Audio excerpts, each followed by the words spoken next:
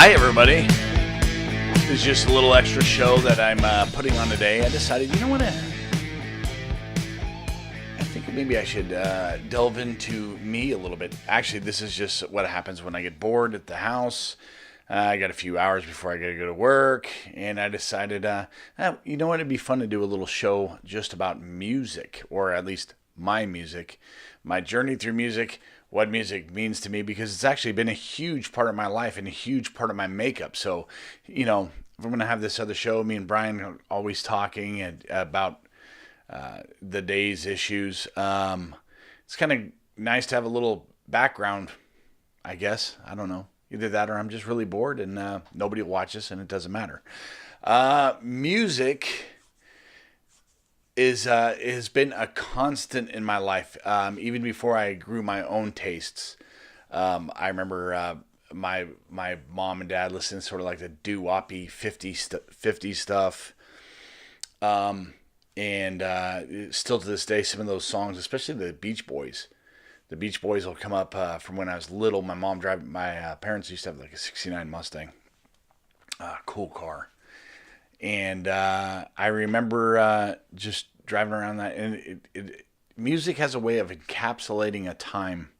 All of our senses do it. You know, we've all had that experience where you smell something and it brings you right back to a certain time. Taste will do the same thing. There's these little Double Dragon almond cookies that remind me of my grandparents' house because they always had them. I don't know why they had them, but they're not particularly good. But every time I eat one, I go, "Oh wow!" It brings me back. And music has that ability to do that way. I think, well, at least for me, in a way stronger sense. It'll bring me right back to a particular moment, a particular conversation, and I think that's one of the reasons why I love it. But it's odd. It's a double-edged sword.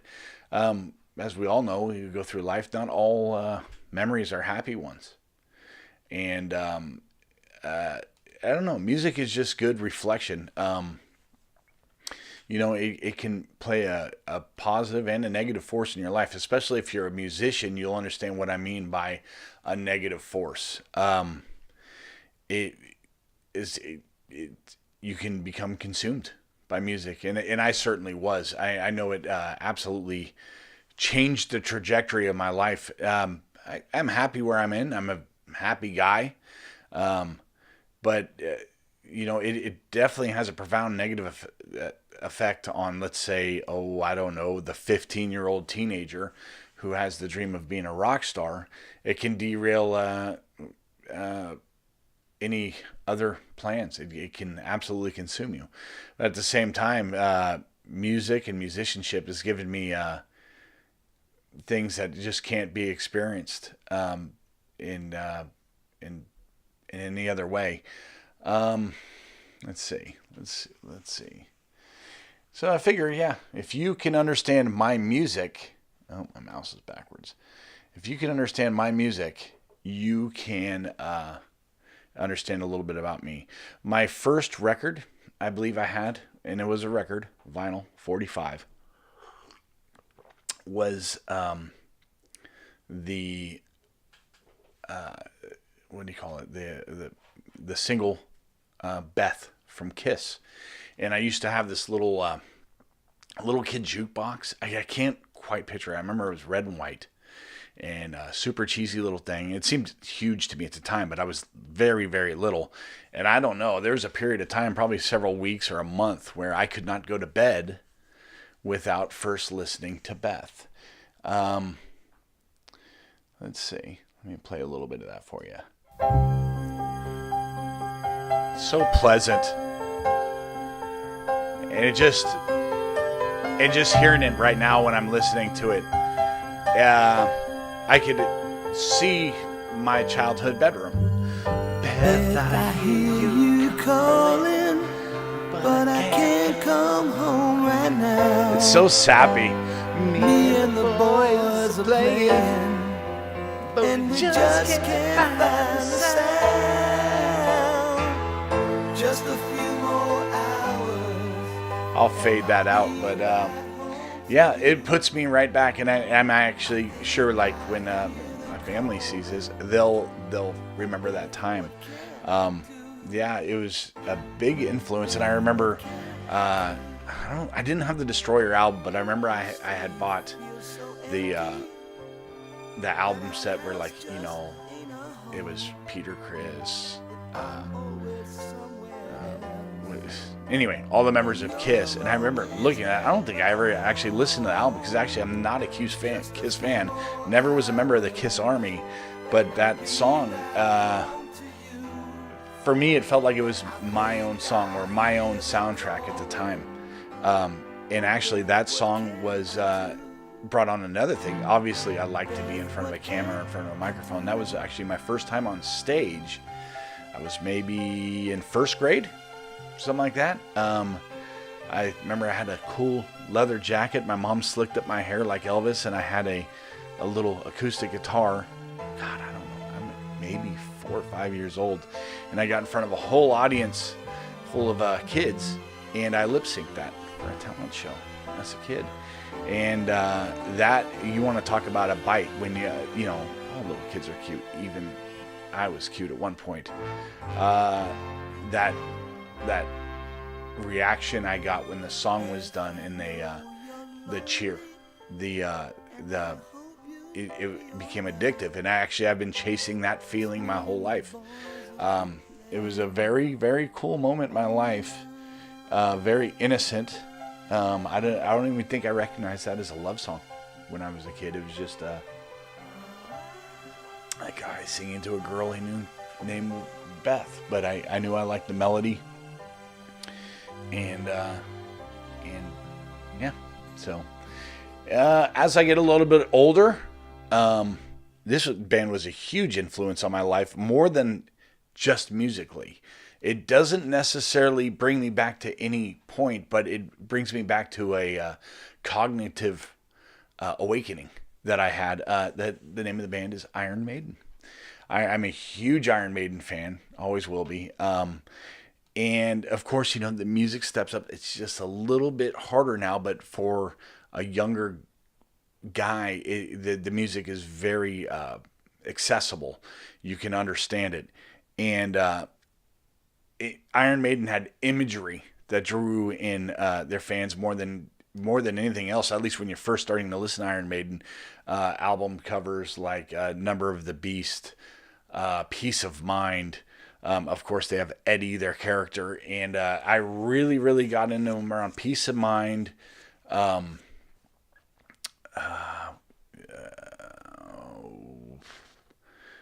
Of course, I can't remember the name of one of my favorite band's albums because the camera's on. Somewhere in Time was great. Oh my God. My real friends are going to laugh at me that I can't remember the name of my favorite album from Iron Maiden. Stupid. Power Slave. God. Power Slave was huge. That was really big. But the one cool thing, side effect of Iron Maiden, although the imagery may have seemed evil or whatever to people at the time, when you were young and you had the full-on albums, you'd be into the cover, and of course you would get into the lyrics. Well, like there's songs like the one I'm going to play you is The Trooper. That's about a real thing, the Charge of the Light Brigade. They had a song called Rime of the Ancient Mariner, which actually is a poem that was written, I don't know, Samuel Coleridge, something like that. It's actually a little book.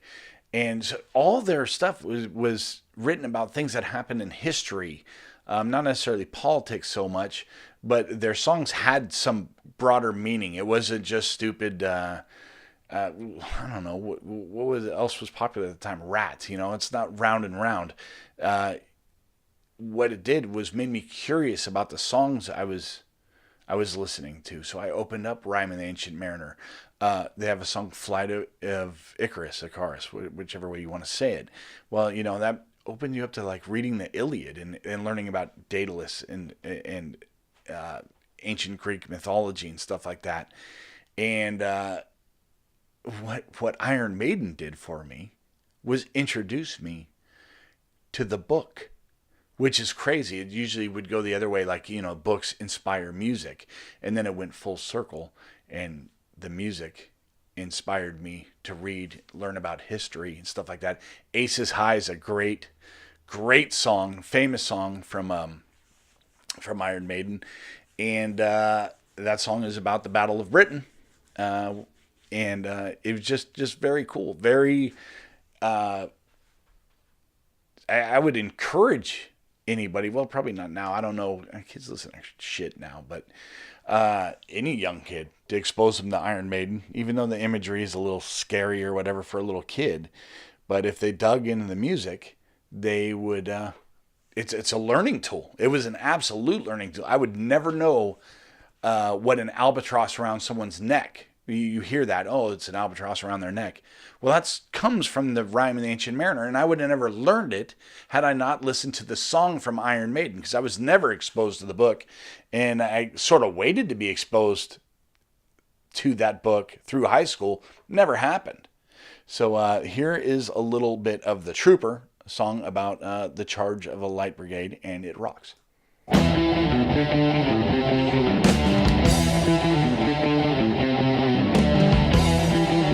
Listen to that.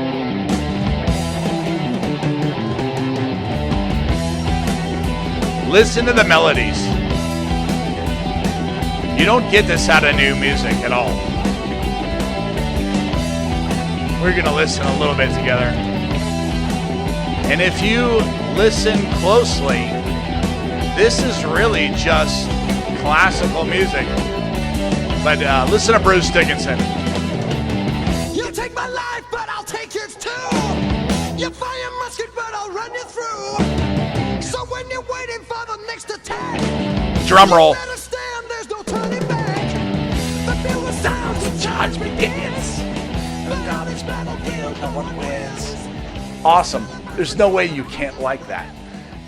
Yeah, I was trying to make the point. The music's really loud in my headphones, so I don't know if I was screaming into the microphone right there or not.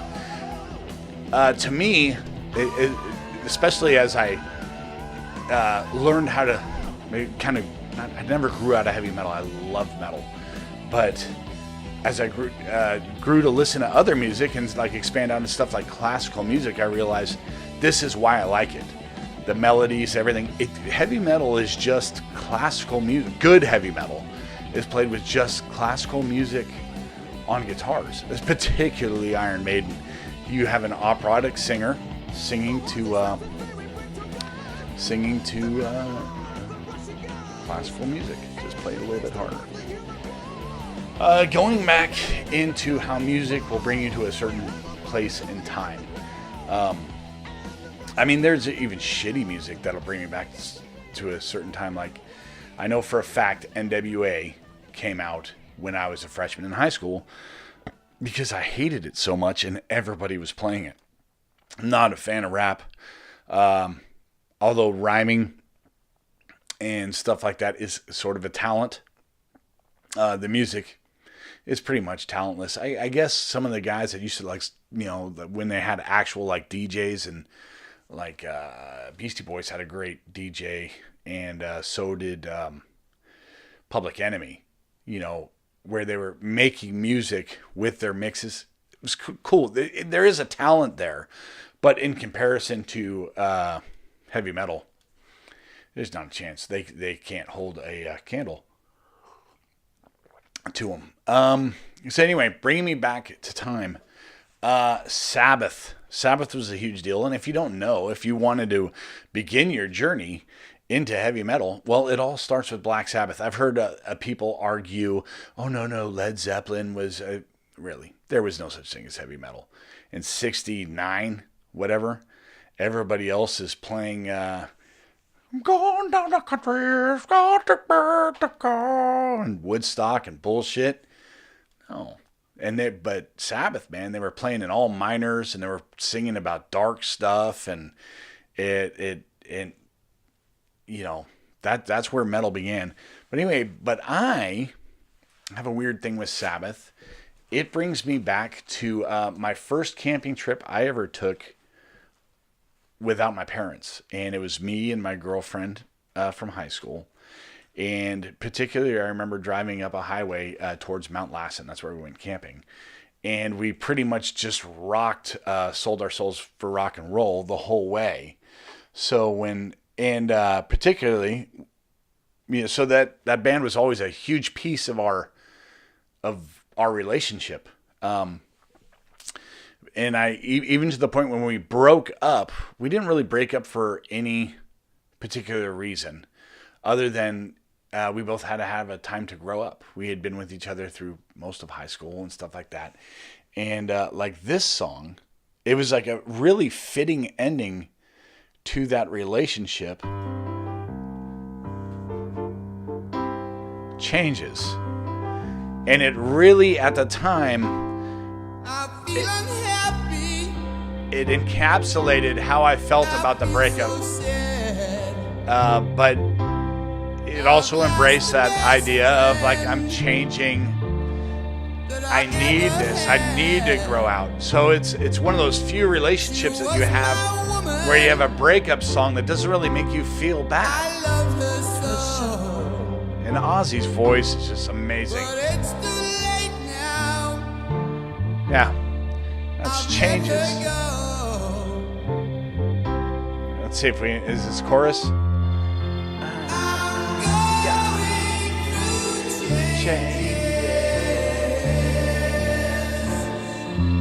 It's beautiful. You can hear the violins in the background. That's going back to that classical vibe that's always tied into metal. If you listen with a discerning ear, I know a lot of people just hear that's. You're not listening to it correctly. And a lot of people, like, I might love a Slayer song and try to show it to somebody. Like, you have to be responsible as a heavy metal fan. You can't just dump heavy metal on someone's lap. It's a very complex music. It's something that you have to wean somebody into. Just like I was as a kid. Started off with Beth and Kiss, very accessible music. Going to Iron Maiden and then, Ozzy and stuff like that. Another thing, bringing back in time, it just trips me out. Like, just out of high school as an adult, and we all, my friends had this party place and stuff like that, and one of the most consequential times in my life, I can't really describe it thoroughly, but Alice in Chains, which it was to me the last hoorah for 80s, early 90s heavy metal. I mean, heavy metal obviously hasn't died, but it was like the last evolution or the transition from traditional thrash heavy metal that, I grew up listening to, especially being from the Bay Area, to whatever, 90s rock, 90s grunge, stuff like that. But they put out this album, Jar of Flies, which is an acoustic album, and I can't particularly put one moment, but you're talking about something that just captures a moment in your life, and just the soulful music. And the funny thing about Alice in Chains is Lane Staley, the singer, man, he was really a shooting star. And we're lucky that we all got to capture a glimpse of him, because from everything I understand, he was going to die of an overdose anyway. He just so happened to be able to put this out. Talk about just a time in my life where we're all hanging out in an apartment, lots of candles and chilling. It's very sweet music. And again, we get to the three-part harmonies and stuff when they're singing. This is Rotten Apples from Alice in Chains. And a lot of big decisions in my life were made contemplating and listening to this music. Listen to that. Awesome. And really that album, my life got serious. I made the decision, to have my son, and really that song to me, or that whole album to me, but particularly that song brings me to that transition from childhood to manhood. And to me, it wasn't an easy transition. It was kind of a forced transition because my son was on his way. And then, I'm still just a 19-year-old kid. I don't really know what I'm doing. It turned out to be the best decision of my life. Those of you who know me know it is. My son is just everything, and more than I think he even knows. And that album really, really, really brings me to that moment in my life, that transition from childhood to manhood.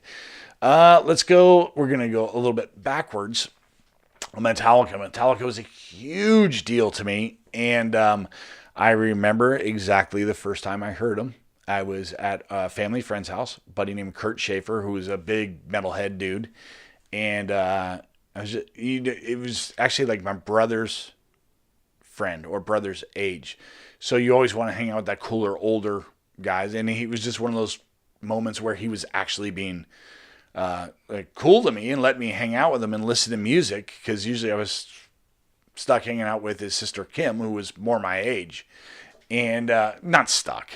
Kimmy, I love you, but Kurt was showing me music, and I remember the first Metallica song I ever heard was the beginning notes of Fight Fire with Fire.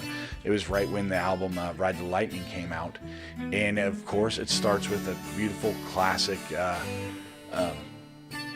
classical guitar melody and classical influences, and then it just goes into this intense, deep, just speed metal thing. And just, I've never heard music with so much energy. But because I had moved up my way through all the, soft, starting at Beth and moving up through Motley Crue and stuff like that, as I was young, I could understand it. Where if you would have just dumped it on my lap, I wouldn't have been able to understand the music. Metallica to me was huge in high school, particularly middle school, high school. And here's the thing about Metallica: we weren't just fans. Metallica was a lifestyle. It was huge. I remember I was I don't know what I was doing one day. I had a girlfriend in first grade named Jean King. And I somehow had reconnected with her in like 8th grade, something like that. So here I am, this like little metalhead, got my mullet and my feathered hair or whatever I was doing. And I had taken a bus to San Bruno and got to this apartment building. And I'm walking into the apartment building. Metallica's from the Bay Area. And as I'm walking in, James Hetfield is walking out. And this is not like old James now.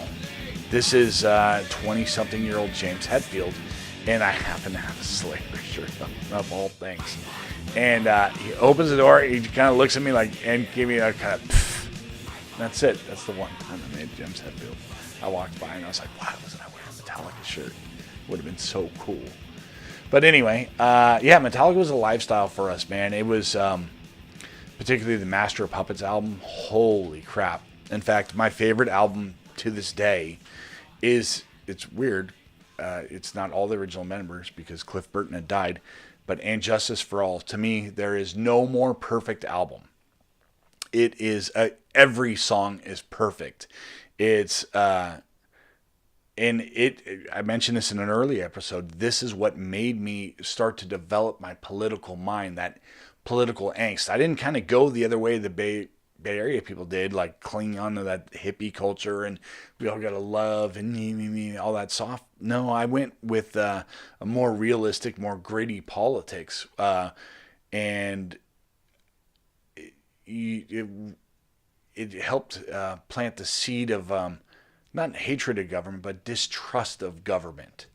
And the thing about Injustice for All, it's beautifully politically non-political. It's thought-provoking, but without guiding you into any one thought. I don't even know if that's what they meant to be, but that's how I interpret the album. Inevitably, you'll get this when you talk to Metallica fans, is the letdown when the Black Album came out. And I think what that is a gauge on how much of a fan you were prior to the Black Album. I think if you were a Metallica mega fan from Kill 'Em All, Ride the Lightning, Master of Puppets, and Justice for All, you were almost obligated to hate. I mean, I could listen to the Black Album now and it's okay, but remember, I'm going from, oh, I just heard a masterpiece to Nothing Else Matters, which is a cheesy song. And but you know, if you ask James, I'm sure that's an important song to him, and I'm not going to disagree with him on that. But yeah, I just never liked it, and it kind of shook our world because, like you said, if Metallica is a lifestyle for you and heavy metal is a lifestyle for you, and the one rock that you've based your church of heavy metal on, all of a sudden turns out to suck. What are you left with? You know, here's the thing. I very distinctly remember this memory. Me and my dad sitting down one day, and my dad's a good dad. You know, he would go through my music and stuff and read it. And I remember he picked up Injustice for All, and I remember him reading the lyrics to Blackened to me. He goes, "What does this mean?" It's like, "See your mother put to death, see your mother die." And of course, that would be concerning to a dad. And also, too, you got to remember, this is a guy that was raised on Herman's Hermits. They didn't talk like that back then. So I had to explain. I said, "No, Dad, this song's about nuclear war. This song's called Blackened." And but I remember it was kind of a cool moment when I got to share what I knew about the music with my dad, and he didn't really judge me on it that much, although he was concerned. There, I had way worse albums if he would have picked them out to read. That he probably would have burned my record collection. Thank God he picked Injustice for All. But it was a sweet moment. And again, like, you know, I hear those songs. My first CD I ever heard was Injustice for All. Awesome. Now we get into my personal, even though my favorite album's Injustice for All, my personal favorite band in the world is Slayer. Love Slayer. And most people can't listen to them, don't like them. I think I started listening to Slayer sometime in high school. The album Rain and Blood was out, although I had heard stuff from them before, but I think their music finally caught up with my tastes, kind of. But Slayer, the one thing I liked about them is the consistency. They have never, ever, ever let me down. Most consistent band in all of heavy metal. Anything from South of Heaven to what they're putting out currently is consistently awesome albums. Particularly Tom Araya, their lead singer, the way he enunciates, the way he pronounces his words, the fact that it's gloriously unpolished. Nobody will ever make the argument that Kerry King or Jeff Hanneman were the best lead guitarists in the world, but they're some of the most distinct lead guitarists ever. Jeff Hanneman passed away a couple of years ago. Knowing what I know of the band, they're missing something for me now, although I still love their new albums. We'll buy their new albums. But their original guitarist, Jeff Hanneman, who has passed away, he used to write a lot of the politics and history-related music, like the song Angel of Death. The lyrics were written by Jeff Hanneman. Ghosts of War, all the type of war stuff. And because Slayer is like listening to it's an audio version of a horror movie. And that's where we get a lot of that, like the satanic imagery, and these bands are Satanists and stuff like that. Well, so are horror movies, really, when you look at it. And I'm pretty sure that's the way they view their music too. They have their niche. You know, some of the anti-religious stuff I don't care, but the music's so good. And that was the one thing in the 80s. We had the PMRC. Tipper Gore was out, you know, trying to demonize heavy metal. And, you know, I just that it's just so dumb. I grew up with a lot of, almost everybody I grew up with listened to heavy metal, and not one of them turned out to be a Satanist. In fact, compared to a lot of the other people that I grew up at school with, they were usually the deepest and most thoughtful group. Although we smelled like cigarette smoke and looked oily. But and I noticed that when I watch comedy and stuff, a lot of smart people listen to metal. And I don't know if that's a coincidence or if we're drawn to heavy metal because of intelligence. Not saying that heavy metal listeners are more intelligent than anybody else, but that's just my experience. Not a whole lot of brain trust found in hip hop. Sorry. Slayer influenced me very heavily in my own personal music, particularly Tom Araya, because I was a lead singer for years. Although you might not be able to pick up on it, but that really, James Hetfield from Metallica, Tom Araya from Slayer, and every time I attempt to try to sing Glenn Danzig, but I don't do as good a job as he does. Here's a little bit of South of Heaven. And what I want you to, there's no way that this couldn't provoke an emotion, the sound of these guitars. It's dark. It's thematic. It's like theatrical. Just those little accents. It's awesome. The slow build-up. Listen to this right here. Oh! Dave Lombardo.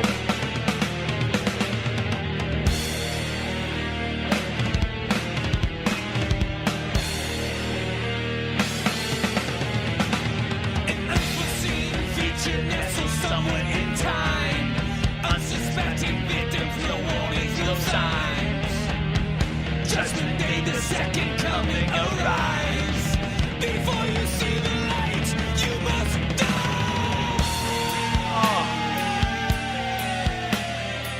It's just so dark. Oh, God, I love it. I love it, and it just provokes a feeling in me like no other music does. Although there is a classical dude, I don't know if I'm going to pronounce it right, and I really don't know about what the pieces are called and stuff, but Dvorak, D-V-O-R-A-K, famous composer who came to the United States from, I believe, Vienna, Austria. And while he was here, he composed a symphony based on what he saw in America. And to me, we went and saw it at the Sacramento Symphony. Awesome. It was great. It's worth seeing. And it's funny, if you've never been or seen symphony, I highly recommend it because you won't be bored. You will absolutely be blown away. Just close your eyes, listen to the music, and it'll open up to you. But anyway, let's talk about my journey. One of the first bands, the first time I was ever on stage was when I was a kid, Beth. But performing, I played with a bunch of my buddies. Peter Lewicki was one of them, and Kevin Normoyle was singing. We covered Too Many Puppies from Primus for our talent show and got a standing ovation. And we got disqualified because our drummer threw his drumsticks in the crowd.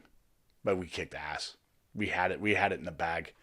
But me and my buddy Keith, who I still play with, we still do music. We started this little ditty called Diamos. I do believe Keith named the band There's Two Moons to Mars. And he was really into Mars at the time because he's weird. The two moons of Mars are Phobos and Deimos. And we just thought that sounded more demonic. Deimos.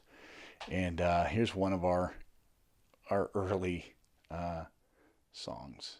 It's the first time I ever recorded in the studio. My favorite song I ever wrote.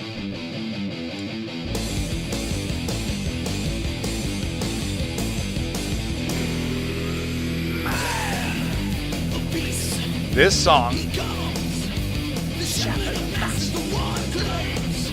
This song was written about. I'm sorry, the music's too loud in my ears. That song was actually written. I got a pamphlet in the mail. I was working somewhere. Anyway, it was all about the Revelations. So I decided to write a whole song about Gabriel's horn in the beginning of the opening of the signs and stuff like that. It was actually pretty cool song. Someday I'm gonna link these on a page, stuff like that. But I really have to take the time and copyright them or something. I don't want anybody to make money off my 1996 heavy metal. Then I moved into our first real project where we were playing shows. And again, Keith was one of the two drummers we had. We had two drummers, and which was very, very difficult to pull off in the recording studio, but awesome live. We were a force to be reckoned with in Sacramento. It got some mild celebrity out of it, which was kind of cool, some notoriety. Really on our way. This is about as close as you can get to making it without making it. Very proud of everything I did with the band, but you know, I had a hard limit. Like, I was not going to be try to be a musician for a profession at 30. I remember just seeing people in like their 50s, 60s still trying. I was like, that's just sad. You're not going to make it. At some point, your youth wears out. We had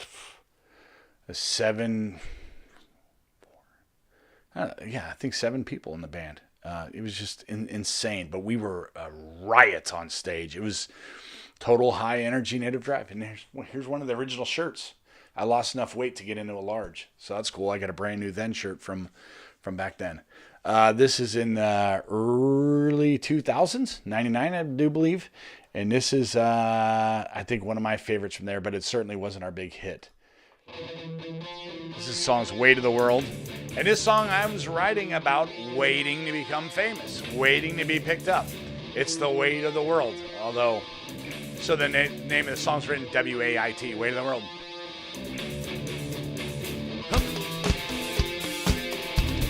I love Keith. You can hear him running the rototoms while the other drummer, Rob,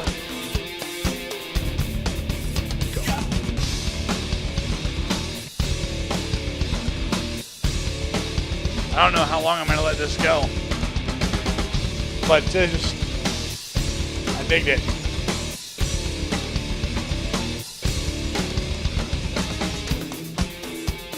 All right, this time. You can still sing it.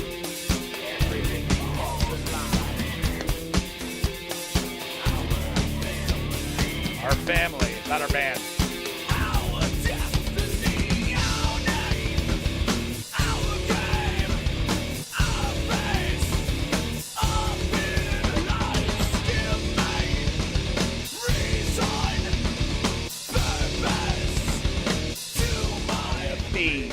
So you can see how important trying to be famous and a rock star was to me, because I wrote a song about how important being a rock star was to me. So that was cool. That was the funnest era of my life. And then, like I said, music can be good and bad for the musician. Certainly it drove me away from things that I could have done that maybe have been more successful or had the opportunities to as young. But I wouldn't trade one memory I had on stage with those guys. It really does become a family. You love each other, you hate each other, you fight. Our particularly like our bassist, we must have kicked him out and hired him out more times than it's like after every other show. And the band, I was talking about that in that song. It says, it's something to give me purpose. And one of the things that we carry around the members of that band is, well, that bassist, Damien, he ended up taking his life. And, sometimes I wonder, it's like, man, did the breaking up of the band do that? Did he lose purpose or whatever? Although he had a lot of other things going on in his life, and I doubt that it's any, cause of ours. But sometimes, you think about that. And it's really sad. Fun dude, funny dude. Every time I see American Ninja Warrior, I think, dude, that could have been his next purpose. He was just this crazy ball of energy. I remember we hired him. He had super long hair. He looked badass. He looked like, this dude is metal. Like, cool, dude, you're hired. You're our new bassist. You look the part. And then he shows up for his first practice after we hired him. He shaved his head. Dude, what are you doing? But anyway, I love every member of that band. that I was in, and I'll love them for the rest of my life. You know, me and Keith still play together. Me and Rob have been, I've reached out, talked to Rob. I don't talk to Aaron as much as I should, and I don't talk to Paul at all. But a positive negative, what's that in my life? It took a lot of time, a lot of energy, and it affected a lot of relationships in my life, negatively and positively. But overall, I wouldn't trade those memories for anything. It's cool to be a rock star. So finally, this leaves me where I am. This is going to be the end of the show, and I'm going to leave it out with this. But this is me working by myself, which was kind of surprising. I thought if I was going to record my own album or something like that, it would sound like Slayer, because I'm such a huge Slayer fan. And as it turns out, no, it's its own thing. I take it seriously. The name of my little group is Autobellum, and I write all these songs, and then I bring Keith in at the end to help write and fix the drums, because I'll record it to a basic drum track and then allow him, because he's a drummer and he can hear drum stuff that I can't. But this is fun, and I'll be doing it for the rest of my life. I don't know why I did this show, other than I had the idea and I want you guys to see it. And I apologize to, Brian's not here to do it, but this was just like sort of an idea I wanted to share with you guys. And what's hell? I have a YouTube channel. You can like it, you can hate it. Doesn't matter. Who cares? It's YouTube. This song, I like it.